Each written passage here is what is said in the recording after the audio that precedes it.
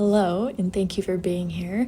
Today is an exciting video because I finally got to start a new sketchbook and do some painting practice. I just started painting again about a month ago, and I haven't touched a sketchbook for like 8 years. So lately, I've just been trying to get back into the groove of things, get comfortable with my paints again, and just making art whenever I can. This is the Moleskine sketchbook in the large size, I believe, which is the 8.5 by 5 inch book. And first impressions, I'm really enjoying it. Moleskine is definitely an investment, and I'm really picky when it comes to sketchbooks. So I was nervous if I was gonna like it or not, but so far I'm a pretty big fan. Feel free to paint along with me or just sit and relax. Today I wanted to chat about how I've been feeling when it comes to art and just self-expression in general. And a lot of the videos that I post are about my planner and how I like to use my book both functionally and creatively, but I really wanted to start incorporating more art videos on my channel. And a couple weeks ago when I was planning out future content, I started to have doubts about my art and whether those videos would even be beneficial or wanted.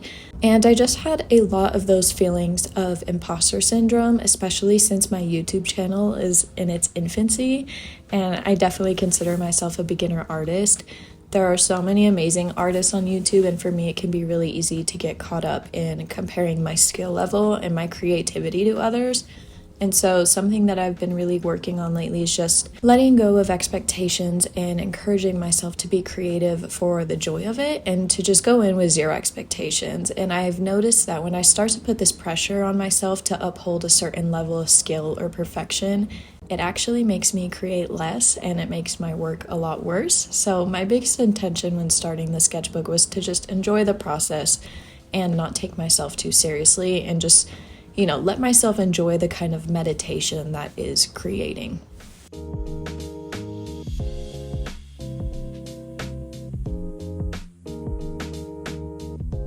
There's just something about a blank sketchbook that feels so vulnerable and high stakes, which can make it feel very daunting. It was important for me to start the sketchbook with these intentions because when I opened my book, I really want it to feel and be a safe space for me.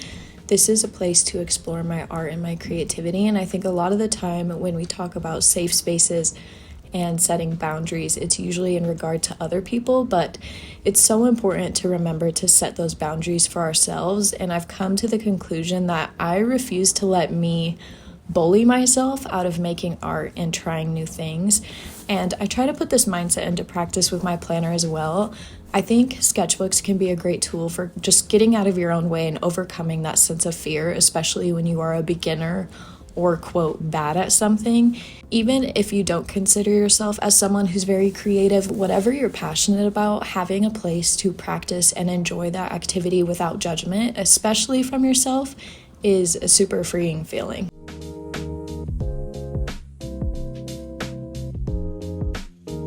One of my favorite books from this year is called The War of Art by Steven Pressfield. There is also an audiobook available for it on YouTube if you want to listen, but there's this quote from the book that I always like to fall back on, and the quote is, "Fear is good. Like self-doubt, fear is an indicator. Fear tells us what we have to do. The more scared we are of a work or calling, the more sure we can be that we have to do it. The more fear we feel about a specific enterprise, the more certain we can be that that enterprise is important to us and to the growth of our soul. That's why we feel so much resistance. If it meant nothing to us, there would be no resistance." And I just think that quote is so powerful and comforting, and it gives me chills every time I read it. And I just think it's a great reminder that the more resistance I feel towards my art and creating, the more I know I need to do it. And so when you look at my paintings or other artists or even your own projects, I think it's important to remember that art is about so much more than just skill or recognition. Imposter syndrome definitely ebbs and flows for me. It's not something I always feel, which I think is pretty common, but reminding myself of all these things has been super helpful, and it's definitely advice I wish someone would have told me sooner. So that is my soapbox for the day. If anything, this video is just a counseling session for myself, but I appreciate you for listening and hope that you were able to find some of that rambling helpful. As you saw, I painted a little frog guy and also started this image of a man with a bike.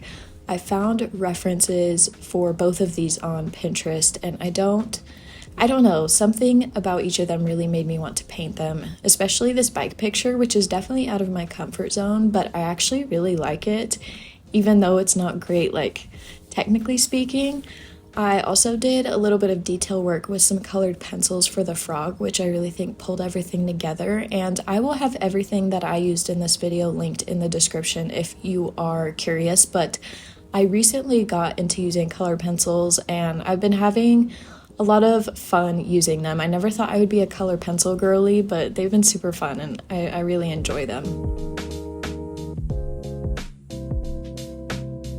This past month, I was mainly focused on gouache painting because I was nervous to overwhelm myself with different mediums, but this month and in this new sketchbook, I've started to branch out more, so I'm dipping my toes into colored pencils. I actually just got my Ohuhu markers delivered today, so I'm excited to try those, and I am much more comfortable and just, excited overall to experiment with this book. I really want to paint portraits and figures, and I'm super bad at them, and they actually really scare me. Even painting this guy on the bike was daunting, so for me, 2024 is going to be about drawing a lot of people and a lot of faces and figures, and I think this is actually the first figure I have ever painted, which is kind of crazy. And the style of this painting is pretty loose compared to the frog. It definitely has a watercolor feel to it, and I've debated if I want to go over it with colored pencils for more detail or just leave it as it is. I'm definitely someone that the more I mess with something, especially when I like it how it is, like the worse I make it and the more I overthink it. So I'll probably just leave him like this. But that pretty much concludes today's mini art session and chat. The lighting ended up blowing out the end of this video, so I had to cut it short. But thank you so much for being here. Thank you for listening, and I will see you in the next one.